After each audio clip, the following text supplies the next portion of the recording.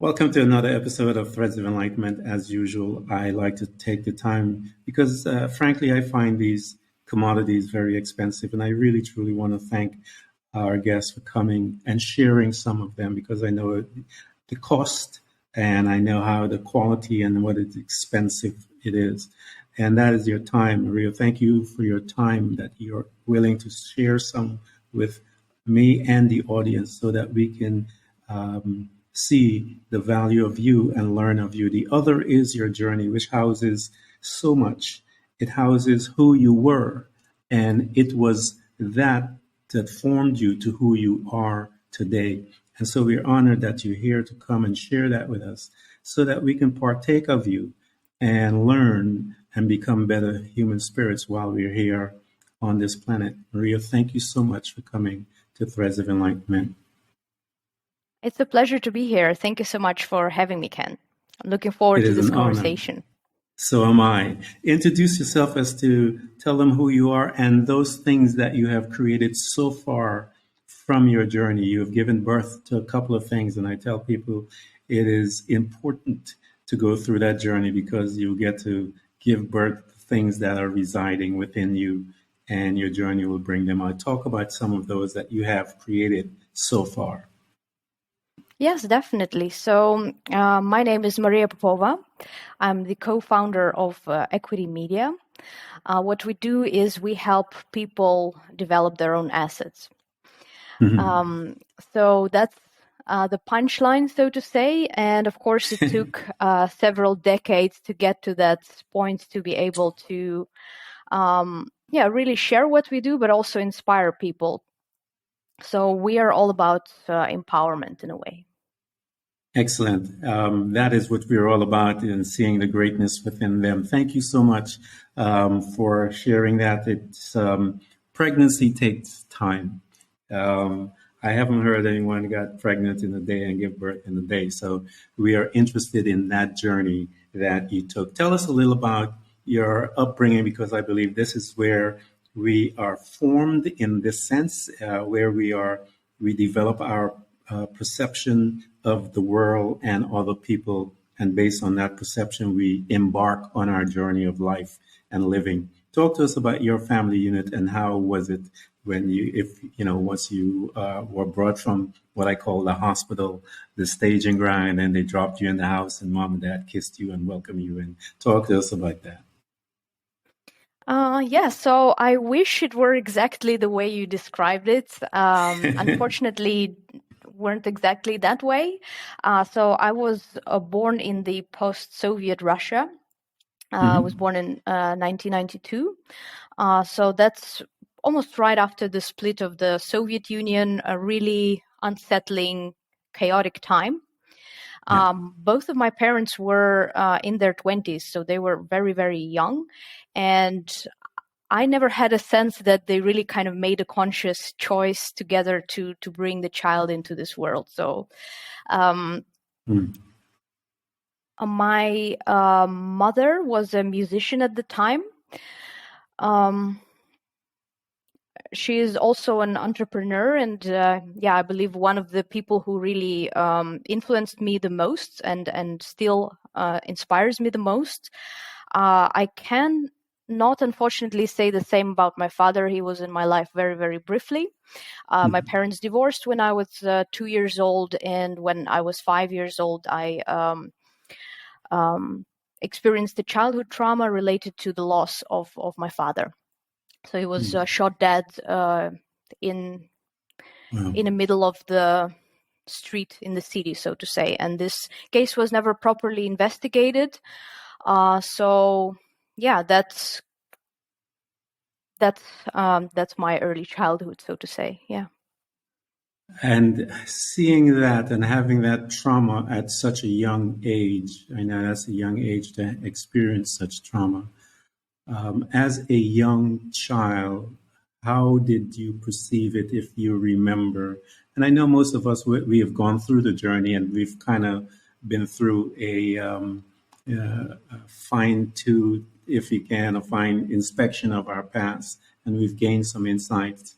If you remember, Maria, how did that affect this young girl at such a tiny age to have that incident and that traumatizing experience within your family?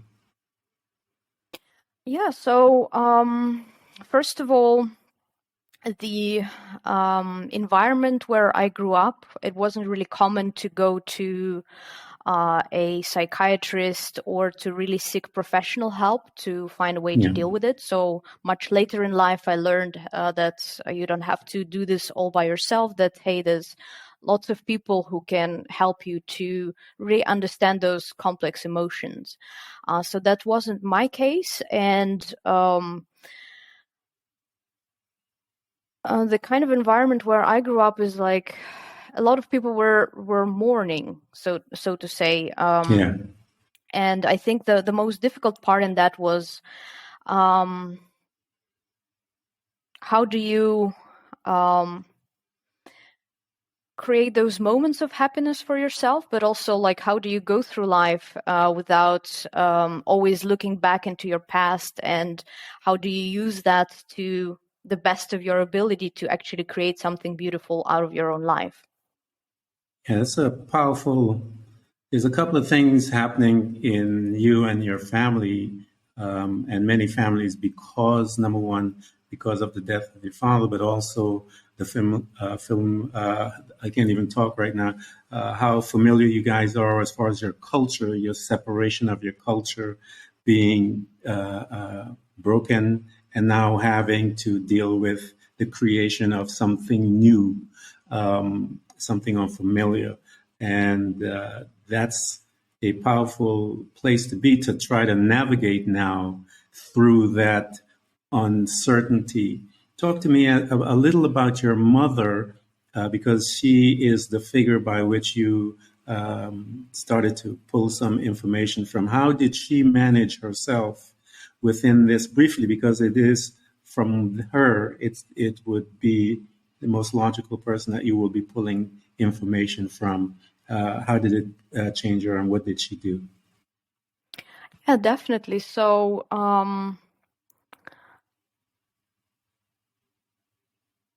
there's like just so much I want to tell, and and you know the human language constraints are there. So Yeah. as I said, my mother was studying in the musical college at the time. But she soon realized that by just teaching music and having a young child to support as a single mom, that was very, very difficult financially. Yeah. So that got her to look for different opportunities. So at a young age, at the age of 19, she started her own side business. It was a little shop where she was selling fruits and vegetables. Yeah. And that was also on top of her full-time job and studying at the university. So you can imagine that we didn't get to spend a lot of time together. And in my early childhood, which created also a lot of emotional detachment, a lot of confusion, because how do I explain that? So the culture where I was raised, you normally do not kind of pay too much attention to the feelings and emotions at the time, you know, and also because of the economical situation, Yeah. a lot of people were not emotionally available. Yeah. So I can this, see that. Yeah. And how did it begin to form you, Marie? Because the emotions are one of the, it is actually a powerful tool. We could try to not use it, but it will still guide us, and it will still be a part of it. Cannot separate from that human being. So being detached from it, how did you perceive the world? yeah, so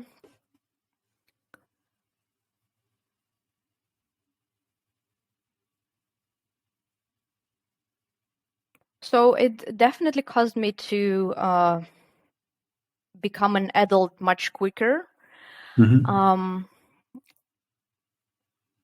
I did have a bit of trouble socializing at school because, again, I never knew what is the normal way of communicating with people. How much am I supposed to tell them about myself? It is so that, well, thanks to my mother, I went to an elite school where I learned 3 foreign languages from a very young age. So if it weren't for her, nobody would ever kind of push me to pursue all these ambitions and opportunities that she didn't have or anyone in my family had.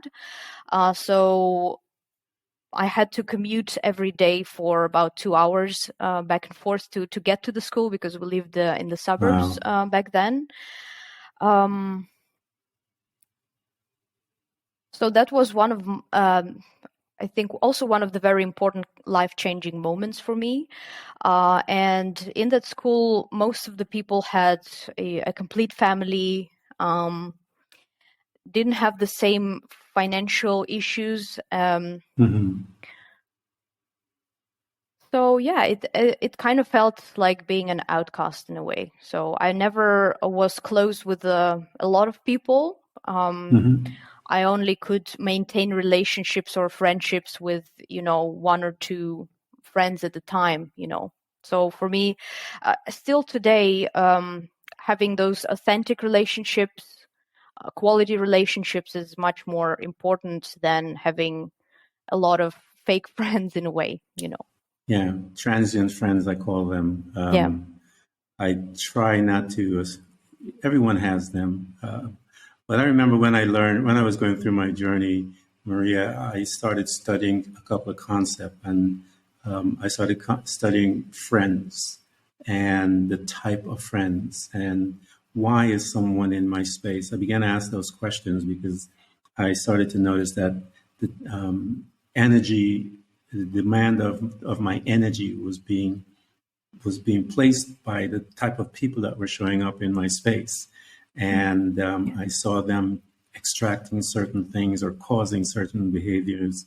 And I recognized that some people are not beneficial to have for let's, try to keep this little, a little sane from some of the language you want to use.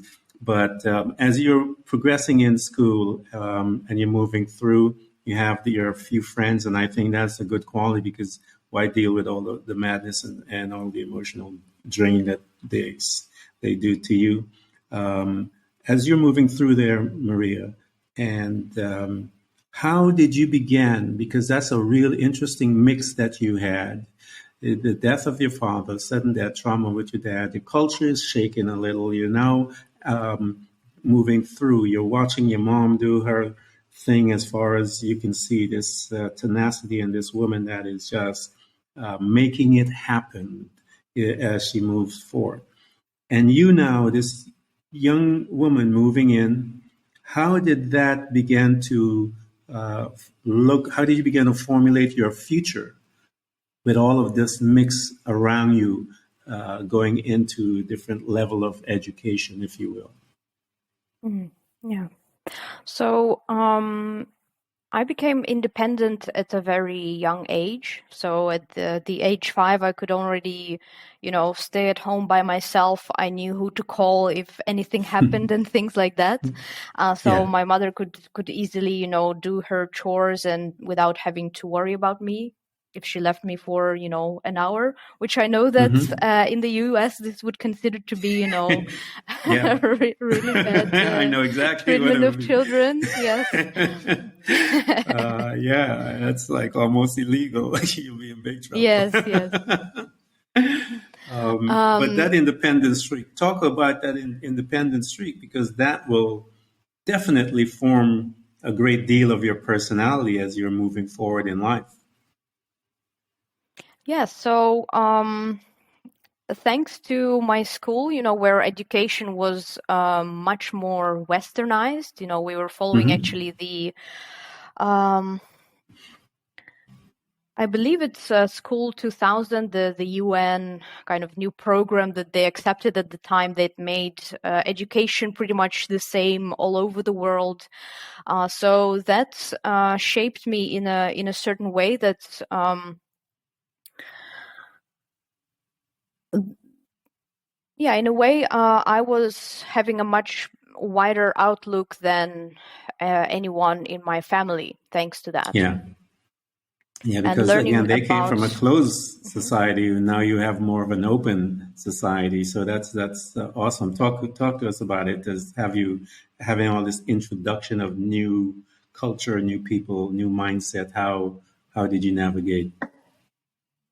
Yeah, so as I mentioned, I started learning foreign languages at a very young age, and when you're exposed to a new culture and language at that time, indeed, all of a sudden you become aware that there isn't just one way of doing things or one way of approaching things, but there is this cultural lens that distorts things in a way, or sometimes indeed shapes our understanding of things. So as soon as I was allowed to work legally, I started looking for all kinds of opportunities. And I was fortunate to move to a bigger city where I could pursue university education. I was majoring in the English language, in linguistics. And very early on, I also started to realize how confining this whole academia was for me. So that's caused me to look for something more exciting and to have hands-on life experience. So that got me to look for freelance opportunities, and I started working as a tour guide with the English-speaking tourists who came from Canada, US, UK, and they were traveling across the Trans-Siberian. So I lived in the city of Ekaterinburg back then, which is the third biggest city in Russia. And this is where, those Trans-Siberian trains would make a stop. And then I had the opportunity to introduce people to my culture as well. Yeah, that is awesome, getting a chance to mingle, if you will, with all of the different cultures and the beliefs system that you are having these conversations with people. As you were having those conversations, Maria, and seeing this newness and breaking free, if you will, from academia as far as the restrictions that you notice at that age, what now did you begin to look at since you since you pulled yourself away from that much of a control within the academia arena? Where were you thinking? What were you thinking as far as your future? What was that feeling like once you came pull aside? And what were some of those conversations you were having with yourself? Yeah, so I was in a way conditioned to become a translator or interpreter. So pretty much since a young age, since I started going to that school, I was told like, hey, if you're really good at that, you're going to have an amazing career. You can travel the world and things like that. But I soon realized that this is not the kind of career I really wanted to pursue. I really tried my best at, I've done several translation projects, but I never felt completely fulfilled because most of the time, no one cared about your personality, your opinions. You're just an instrument that makes communication between different cultures possible. And I found that's extremely difficult to kind of turn my personality off to be able to make this communication possible. At the same time, since I started meeting all these people from all over the world, asking me the questions about how my life was, and all of a sudden I realized, there's somebody who actually thinks that my culture and my life is somewhat interesting. I never felt any sense of importance until that moment. And how another old thing, were you, Maria, when can you remember how old you were around that time?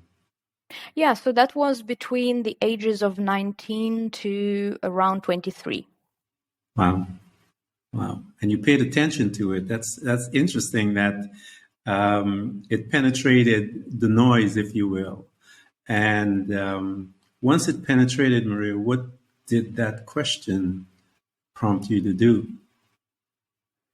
Yeah, so seeing all these people enjoying their travels all over the world started to get me thinking about, hey, how can I travel? How can I organize my life in a way so that I get to see the world? Because that Yeah. idea still felt very, very exciting for me.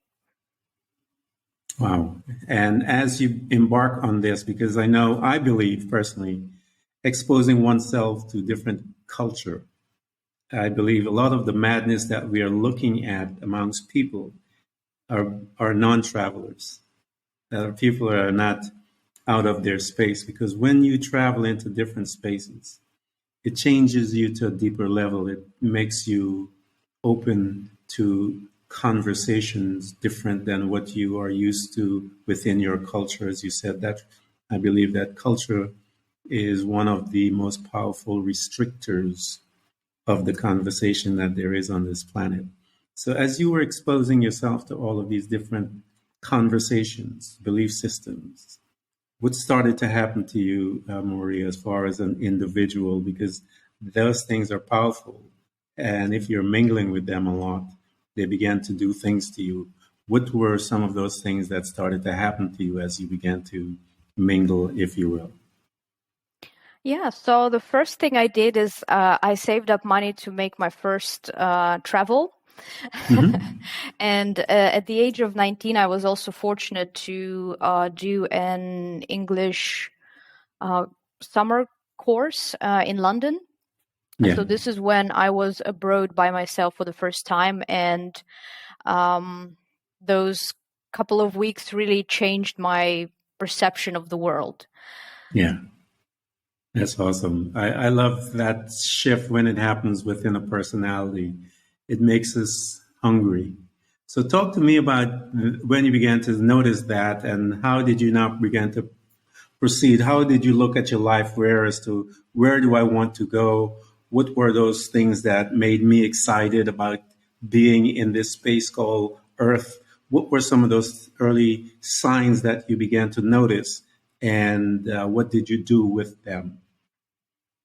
Yeah, so I think partially because of my family background, I never felt like family life would be something for me. I never saw myself having a family or having a relationship, which luckily has changed because I believe that we are not meant to be here all by ourselves and alone. Yes. So, if you are the wisest person, but you are creating all these barriers and you hide yourself, in a cave on top of the mountain, nobody can really benefit from this knowledge. So Yeah. we're meant to be in society. Yeah, there's some madness about that. I could see there's a season for everything, as they say. I can see the season and the need. I think it's a necessary need to separate oneself, but then there's a need to come back in because I believe that we are required to learn and walk on the independentness of who we are, but yet we are still interdependent. And I think it is the marrying of both that each and every one of us are responsible to do in our lives to move us through. Here's this young girl experiencing all the different culture and growing as an individual. Talk to us about how you saw yourself not with someone. What then did you do with your life and your being, and which direction were you heading and why? Yeah, so I felt a lot of pressure from my mother who remarried, so from my parents, to finish my university education. Mm-hmm. So that was a very, very difficult program. So the first couple of years, like, you have no personal life, no nothing. You're just buried in tons of books.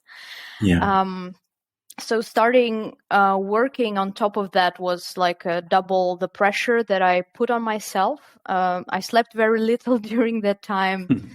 And when I'm not even sure I had this conscious understanding why I was doing those things. The only thing is I was not happy where I was. So I thought by taking more action in the more or less right direction would get me there. So I had a dream to study abroad. So after I finished my bachelor's, I really didn't know what to do. So I sent my application for a master's. And because I was accepted, I just kind of moved with the flow and I decided, okay, I'm going to stay in the academia for another 2 years and then I'm going to figure out what to do. So, yeah. When you stayed there for the 2 years and now you're at the point where you have to figure out what you're going to do, what was that like and what did you figure it out to do? Yeah, so I felt in a way relief because once I had this, I've done this 4 years of bachelor's, I realized, okay, so it's going to be more or less the same thing. So you don't have to take it that seriously. And I dedicated as much time as I could to working and saving up as much as I could. And then I also did a lot of research to find out how can I go and study abroad. And for my second year of master's, I was fortunate to receive academic scholarships. And I went to Austria, where I spent a semester. That's awesome. So I always tell people, Maria, life is a series of, I call them, if you've listened to my podcast, I tell the people, their statement of faith. It is that little thing that you will say to yourself that will guide you. Why? Because you believe it so much so that you own those words that you have released. And what happens is that it will propel you, it will cause you to do the necessary steps to get it done, if you will. And I tell people the reason why most of them are living a circular life is simply because they haven't found that statement yet. Because once they find it, it will direct you. It kind of like focuses you, it shifts everything. So here you are, you're in the new culture and life is doing good. You're enjoying it. You finally got a dream fulfilled. And you're walking the streets and you're looking around, and talk to me as to how you felt on the inside. What was happening to you? Were you happy? Were you experiencing those type of emotions that you were not privy to when you were a younger woman? So I think the excitement from accomplishing a goal doesn't really last very long. I don't know how it is with you, Ken. It doesn't at all. Like about a couple of seconds, and then I'm like, okay, what's next? I need to. Do you think we need to work on that, Maria? Because I have people say to me, "Why aren't you enjoying it?" And I'm like, "Well, I am, but I just don't enjoy it the way they do. Where they run around and bounce around for weeks. I just take a quiet moment and make that exception, and I really am grateful, and I'm like, I am so grateful for this. Next, so maybe something is wrong with us. I don't know. I don't think so, though. I don't think there's anything wrong with that. I mean, definitely we could become ourselves more aware of the moment to like really cherish that. But with me, it was more like looking back to that. Now I see how important that whole process was for the rest of my life, which back then I didn't have the same perspective on that. On the other hand, also maybe partially because of my upbringing, but you're never taught to be just happy and content with life. So this is something that you really have to learn, and you have to put a lot of conscious effort into that. Talk to me. Go ahead. Yeah, so, but of course, it was exciting for me to be in a new environment, in the new culture. I was living on campus. It was the very first time I lived in a dorm room, and this is where I actually started my business. Yeah. How did you come about starting it? What conversation, Maria, caused that idea, if you will, to come into your being and you accepted it and said, yes, I believe that I need to do this? What was that conversation, if you can remember? How did it come about?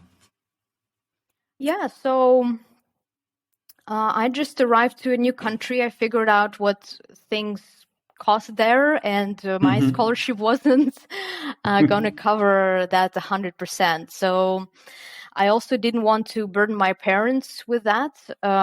So I wanted to kind of be as independent as I possibly could. So I started to look for opportunities to work next to my studies. And it happened so that with the student visa that I had, I wasn't allowed to work. So you had to go through the whole bureaucratic procedure to make that arrangement, submit a lot of documents and things like that. And it felt like too much of a hassle. So I decided I'm going to figure something else out. So I started looking for opportunities to work online, and I started asking people around, and that's how I landed my first client. So I started copywriting for a living. Never really had any long-term plan with that, but yeah, 10 years later, I'm still in the marketing niche, and I launched my own agency. So instead of doing this myself as a freelancer in the beginning, I Yeah. scaled, and now I do that together with my team. Excellent. So, because I always tell people, your journey sometimes, that's one of the things that I taught my kids when they were young men. And I would tell them, because in New York, there was a lot of homeless folks in New York. And so I would spend time sitting down talking with them. Because my belief was, you never know who holds the key that will unlock parts of your journey to take you to where you need to be. And in that sense, always to be alert, accepting, aware, and listen to the conversation that people have amongst themselves when they're sharing with you, and to respect that individual. And here you are, you've got this situation. And I tell people all the time that when things come into our space, we have to learn how to step back a little and see what is it that we can create, because we are creators. What is it that, and why are you here? That obstacle. And I tell them that creator is residing within us and is not awakened until there's something that it needs to come out. And that's why I told my sons when they're having that conversation with us, with the homeless folks, that those that are less fortunate than ourselves, to always be aware, because they may say something that can take you and give you some type of wisdom that they hold that is necessary to make you a better human spirit. And you took this situation that came to you that could have been a stumbling block, in a sense, where you would have done like many people before you. Oh, I can't work, and don't work, and just stay where they're at.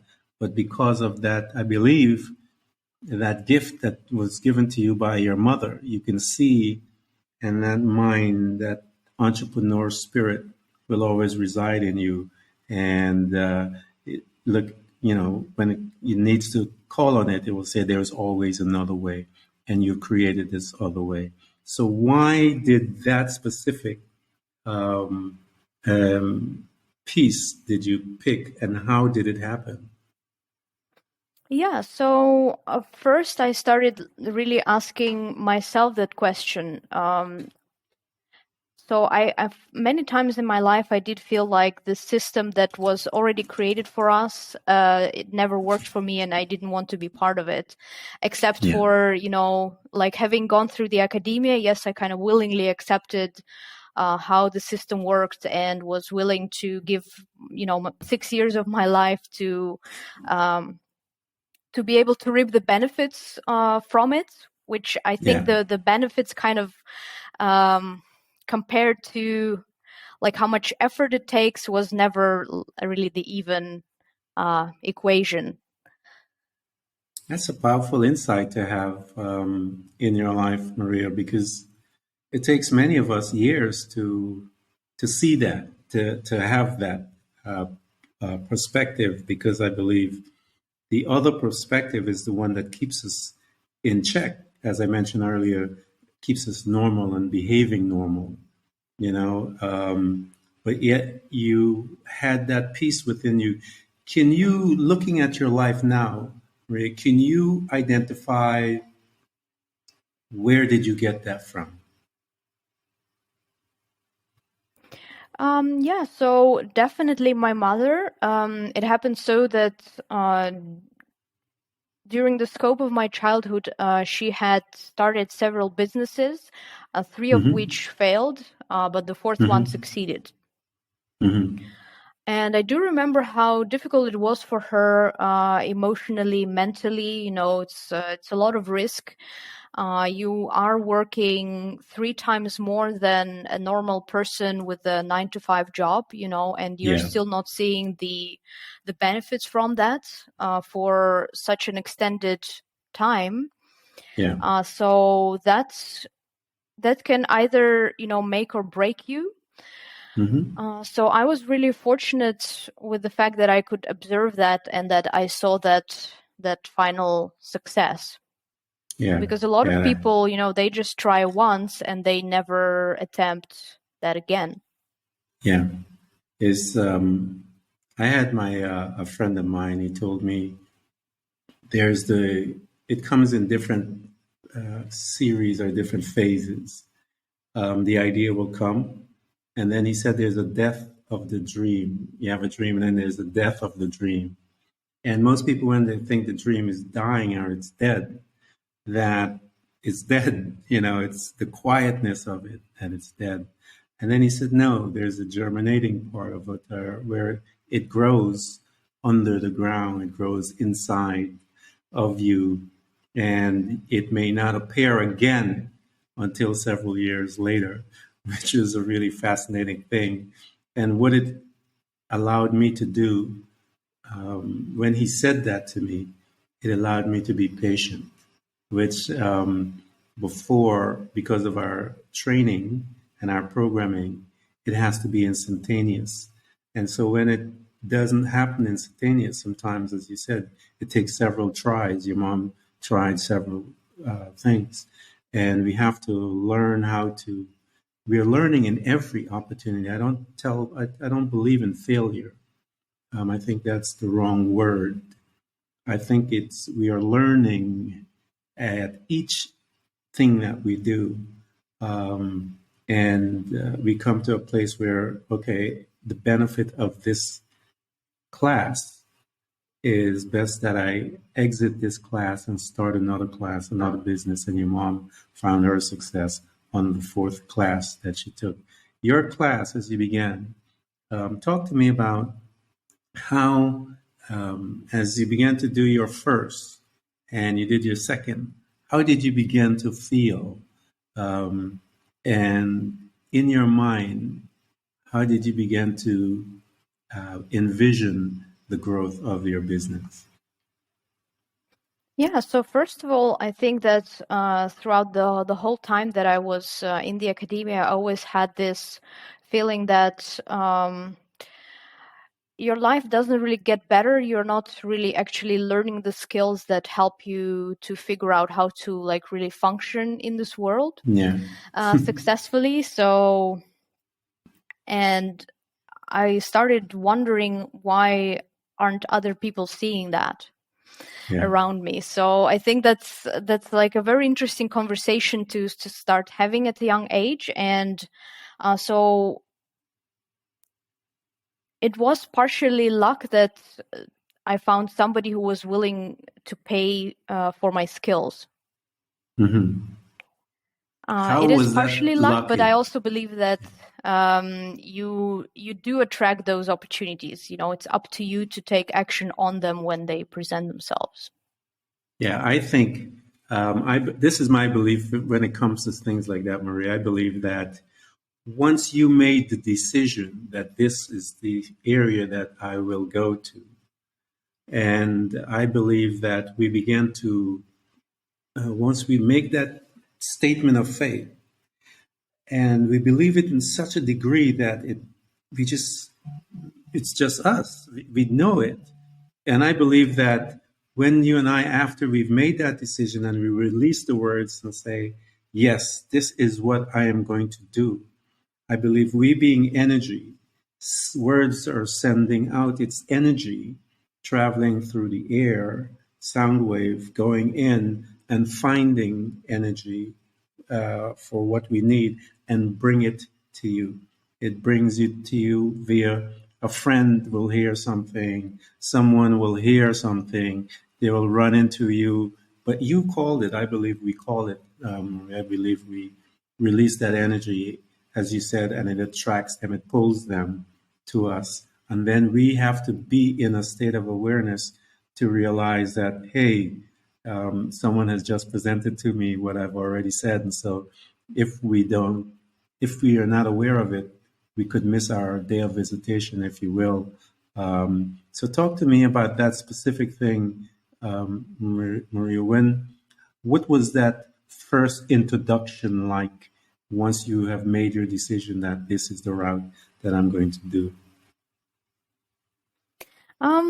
It was very simple actually. So back then I was a smoker. So during the break between the classes, I just went out where all the students hang in the smoking area. Yeah. And I just had a very brief conversation with one of my group mates from the university. And she just mentioned, she said, oh, I saw that you are writing really good essays. Would you be willing to work on that project? So the project was writing articles for a cryptocurrency news website. I knew nothing about cryptocurrency at the time. The only thing I knew was indeed to write essays. And I said, okay, let me try that. And that was it. Let me ask you a question. How many times were you out there smoking with that person if they were there, or did they just show up after you made your decision that you were going to do that type of business? It was not our first conversation, but again, it was, just a few weeks after I, arrived to the campus. So I didn't know that many people there. Yeah, I think that's a fascinating piece because it presented to you and you were able. Now, how many years? 10 years later, you said? Yep. That you're still doing it from a simple break coming out smoking. Isn't that awesome? That is awesome. So as you began to engage in this business, your venture, talk to me as to how did it begin? How did life, Maria, outside of your business, began to affect you? How did you begin to grow into yourself, if you will, grow into the woman that you are today? If you can elaborate on some of those journeys that you were doing on the outside of your business. Yeah, certainly. So I like the way you presented it. It seems like so easy, and I wish it were really like that. It never is. It never is. Man. No. Yeah. So there were all these days of doubt and confusion when you just cannot wrap your head around things, and you're just you're looking for a resolution to like you're 6 years into the academia and you still don't know What is your profession? What are you going to do? How are you going to provide for yourself? What's next? Yeah. Is this really the path you want to take? So there were more question marks than actual answers. At the same time, my expectation was not very certain, I would say. So it's not like I had a really clear path before me that I knew, hey, these are the action steps I need to take. So there were a lot of indeed open questions, and the path of freelancing and the path of entrepreneurship also wasn't very easy, So it's great when you have your first client, right? So then you don't have to think about how do I make it profitable? Because I see a lot of people starting a business with idea that they have, but they haven't really spoke to enough people to see, is this something valuable? Is this something that people need or want? Yeah. So that's one of the loopholes. So that wasn't like that for me. So we became profitable since the very beginning. However, scaling a business from being a one-man show to a team of people is a totally different game, which I was not prepared for. Yeah. Yeah, it is challenging to be able to make that transition because it allows for a lot of mistakes, and people can get hurt. All kinds of wonderful things. I may ask the question and make it sound so easy, but trust me, Maria, it is dirty business, man, when it comes to personal growth and moving through the uncertainties of things that you were programmed to believe from since you were born. And unhooking from them is painful. It's never as easy as, the question may sound, but the question is designed to probe and get in there, but it's messy. I remember mine being messy, broken, crying, and on the floor, and all of these things. But I'm learning in that space. I've learned to be a little more patient, to allow things to happen, and unhook from that mentality or the perception of instantaneousness. And that is one of the hardest things to disconnect from, in the sense, as a human being, is that when we do something, we want to see a result or right away. And I have learned, and this is how I've looked at it now, and it's helped me, is that of a farmer. A farmer takes the seed and they plant that seed. And that seed needs a few things, some water and different things. And it begins to sprout, it'll grow. And when I started looking at my life and situation from that point of view, Maria, I became a little more patient with myself, than recognize what phase am I in. And when I do that, it allows me not to panic. But when you're scaling up, you have to do it quickly, efficiently, in such a way that talk to us about a little about that, as far as not the business, but what it did to you, Maria. What was happening to you as an individual that had to make these adjustments and bringing people into your space, and then having them to perform a certain way and all of these different things. What did it do to you as an individual? Yeah, so I mean, you're being challenged on so many levels in terms of your beliefs. Do you believe you can do this? That's number one. And a lot of people don't pass the test. Is this what you're building is important enough for you? That you're willing to sacrifice your time and a lot of other things, right? It is. And if the answer to both questions is no, then you're probably not going to make it. I love that. It has to be big. I tell people, make your dreams so big that when you get tired, it will push you forward. If it's not doing that to you, then it's not big enough. because it requires a degree of discipline. It requires a degree of faith, because of the uncertainty within it. But like I stated, Maria, and people, I had someone ask me, why do you call it a statement of faith? Is that you have to believe this thing more than anyone else, more than your mother, your father, your grandmother, your dog, anybody. It doesn't matter. And that thing will cause you to do things that you never thought that you can do. Those words, that statement, and it will create a world based on simply what you believe, and it is you, but you're not sure how it's going to manifest. And I think that is the beautiful part about the journey, is that sometimes you don't know anything.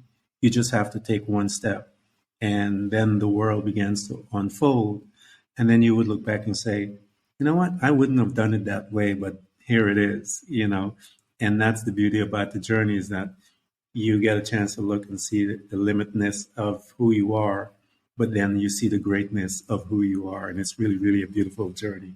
So talk to me about your business now, that you're able to do. Explain to the audience what you do, how you do it, because I want those that are listening to be able to say, wait a minute, I need her now, and I need to contact her now. So talk to us about some of those things, Maria. Yeah, so in the beginning, you mentioned how important it is to have a platform where you can bring people to have conversations, right? Yeah. So this is pretty much what we do on social media. We help people build those platforms, and we also help them to turn those platforms into assets. Because what you see right now, stock market is crashing. Yeah. Stocks are crashing, all these different Crypto assets is going that, to be behind. yeah, all those different assets where people spend the last few decades investing in, we don't know whether they're going to be around for another 10, 20, 30 years. So Yeah. what our mission really is we inspire people to, instead of investing into Nike, Coca-Cola, crypto, and so on, I'm not saying you shouldn't, right? I'm not Yeah. giving you any investment advice, but I'm just inviting people to consider investing into their own assets. So that's the short version of that. Yeah. That is awesome. Those of us that are listening, and you and I'm going to have a conversation with you about me afterwards. Those that are listening to Maria and I have this conversation, and she's talking about creating another, if you will, another place to be, another system within yourself and your ability. The one, and I've been telling people that this one is going to change, because the men that are playing with it are destroying it, and we can see it. They are extracting at a rate that is unsustainable. It just can't. So it's going to change, and so we need to look at a different way of supplying a supply chain, if you will. And she's talking about that, and it lives within you and those things that you do. Maria, I want to thank you so much for coming to Threads of Enlightenment. I do appreciate this conversation. It has been beautiful and insightful in so many ways. Thank you. Thank you so much, Ken. It was a pleasure. Thank you.